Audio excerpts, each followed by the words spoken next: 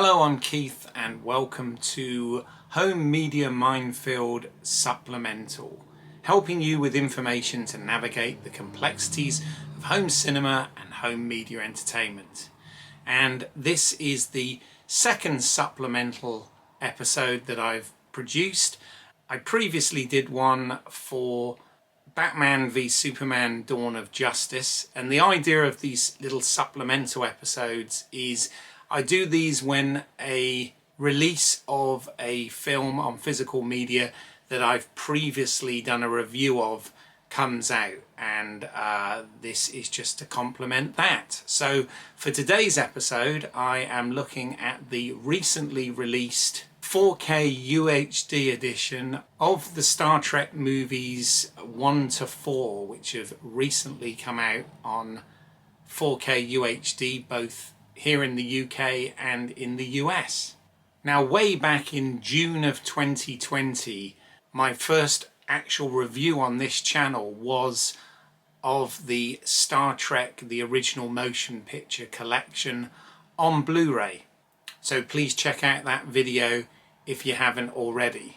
Now, this is going to be somewhat controversial, I guess, because the reason for this supplemental video today is I'm going to be giving the reasons that I personally am not going to be investing in this release this time around. Now, for full disclosure and to get the caveat out of the way here, this channel isn't currently sent discs to review. Currently, all of the reviews and unboxings and everything I do on this channel, all of the products I actually buy myself. And basically the reason I'm not investing just yet in this is because this collection is currently going for £80 here in the UK, and I'm questioning whether, from my own personal point of view, whether it's actually worth the upgrade.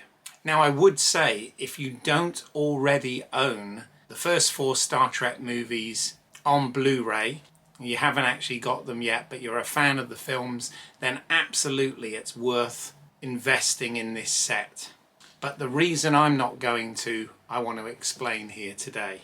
Now, first of all, one of the reasons that this was released this month is because Star Trek the franchise is celebrating its 55th anniversary since the original series was launched. And as a result, Paramount decided to re-release these films for the first time in 4K. And I've obviously done a lot of research. I always do much research for this channel before I review anything, and I have read and watched and listened to various reviews and looked at screen comparisons, etc. out there, and there is no doubt that in terms of picture quality, this is an improvement on the previous Blu-ray releases, although those Blu-ray releases were indeed very good transfers. What you benefit from on this new release with the 4K, as well as it being obviously a higher resolution, what you're really gaining is the high dynamic range on this. What that essentially has done has made the contrast between the brights and the darks more nuanced, and therefore improved the overall picture texture and quality. The Blu-rays do look very good as well, but they do have more of a overall washed out appearance in comparison to the 4K UHD. Now, these 4 films were all originally shot on film, so there is film grain. That some of it was noticeable on the Blu-ray. Obviously that will be even more noticeable on the 4K release. So that is definitely a positive, but I'm not actually investing in it is for a number of other reasons. First of all, to me, film is an audio-visual experience, and the audio is as important as the visuals.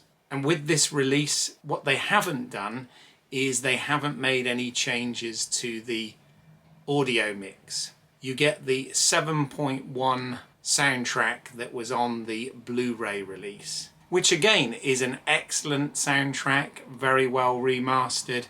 However, even though I don't currently have the equipment to play it, from a future proofing point of view, I would have expected a 4K UHD to have either a Dolby Atmos or a DTS-X track. Most 4K releases now have one of these object-based sound mixes to enhance the audio experience even more so. But with this 4K release, even though they've improved the visuals, you get the same audio soundtracks as you had on the Blu-ray release, which I've previously reviewed. But my reason doesn't end there. One of my other problems with this release is the fact that it only includes the 4 films. The Star Trek, the original movies, consisted of 6 films before they moved over to the next generation. And the previous box sets have included either the 6 movies, or if it's included all the movies, a 10 movie set. Again, please see my previous reviews. This has been released a number of times. So the fact that you're only getting the 4 films here is a disappointment. With this set, you do get both versions of Star Trek II: The Wrath of Khan. You get the theatrical cut and the director's cut, which you didn't get on the previous set, to be fair, although they have released the Wrath of Khan director's cut as a separate disc, which again, I've already invested in the Blu-ray of that, which was a fully restored version from the 4K master. So again, I wouldn't be gaining anything there by buying this new set, but if you don't currently have that, that's another good reason to buy this. So I'm being somewhat contradictory here, but I'm just doing this from my personal point of view, and you may be in a similar position to me where you've already owned these on the Blu-rays and you're not sure whether to invest and make that upgrade yet. So I've got the fact that there's no soundtrack upgrade, the fact that it's only the 4 films and not the 6. My next reason is around special features, which is something that are very important to me. And the sad thing with this release is there are no new special features on this.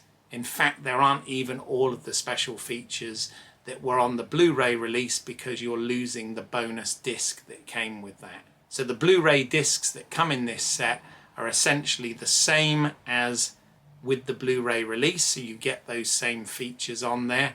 On the 4K, there are no new special features.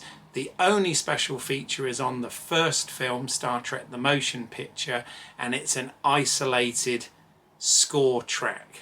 Now yes, Jerry Goldsmith's score is wonderful, but I actually own that on CD anyway, so if I need to listen to that without the dialogue and sound effects, I can do so that way. But that is really the only thing they've added, which I think is disappointing. My next reason for not going for this is around Star Trek: The Motion Picture, in the fact that with the Blu-rays they didn't have the director's edition included, just the theatrical. And there was a really good reason for that. It was because those assets that had been added in 2001 for the director's edition had only been mastered in standard definition and not high def. But my understanding is, using some of the new AI technology that now exists, they are working on a new high def 4K version of Star Trek: The Motion Picture, the director's cut, but that isn't on this set. So I feel like there may be another release coming with that version, and I personally would rather wait until that. I don't want to wish time away by any means, but no doubt there will be some super duper release for the 60th anniversary of this, if not in between now and then.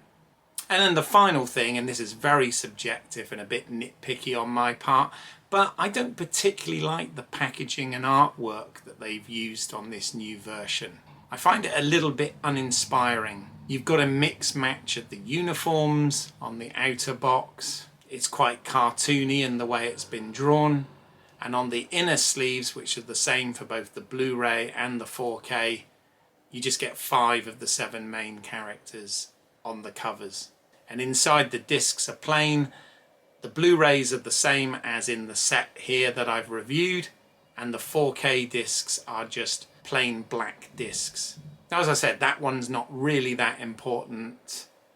The content is the more important part, but I just sort of feel that There's nothing special about this. Because Paramount have released it, it's not like it's some sort of boutique release where you're getting a lot of releases that include booklets or lobby cards or posters and stills and things of that nature. Unfortunately, there's nothing extra with this. It is literally just the films on the discs and in standard multi-disc Blu-ray and 4K keep cases in an outer shell. So I personally think they could have done a bit better with that as well.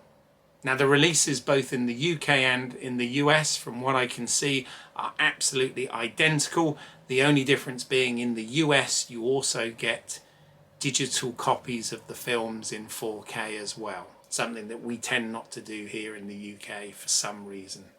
But there you go. These are my reasons. I just thought I'd put something out there as a supplemental because I know that these have been released and many people have been asking me, oh, why haven't you got the Star Trek films on 4K? And the reasons I haven't invested in it are because of this. Maybe if it goes on sale and it's half price or something, then I might make that jump. But I do feel that Paramount have got something up their sleeve and there's going to be a better version of this out in 6 months or a year's time, and I would rather wait for that. But like I said at the beginning, if you don't already own the Blu-ray sets that I've reviewed here and you are a fan of these films, particularly these first 4, then absolutely go ahead and check these out, because there is a definite improvement in the picture quality for this release. And that's it really. I thought I'd just do this. I hope it hasn't come across as too negative. I am purely stating my reasons. I am disappointed that this is not such a big upgrade that I was hoping for. I was hoping there'd be the 6 films. I was hoping they'd do something with the audio. And of course I was hoping, even though there's a wealth of special features on these, I was hoping we might get something new, even if it was just about the restoration to the 4K. And of course I want to see that Star Trek the Motion Picture Director's Edition in 4K as well. So there you go. I'd like to know what you think. Are you going to invest in the Star Trek films on 4K UHD? And if so, out of the 4 films, which one is your personal favourite? I'd love to know. Please put it down in the comments below. And if you found this video helpful in any way, consider giving it a like, and please subscribe to the channel if you haven't already, and hit the bell icon so that you don't miss anything moving forward. I'll also put some links below to other work, and of course please check out the other videos, particularly the ones where I review Star Trek the Motion Picture Collection on Blu-ray. But for now I thank you for your time, and I will speak to you at the next Home Media Minefield. Bye for now.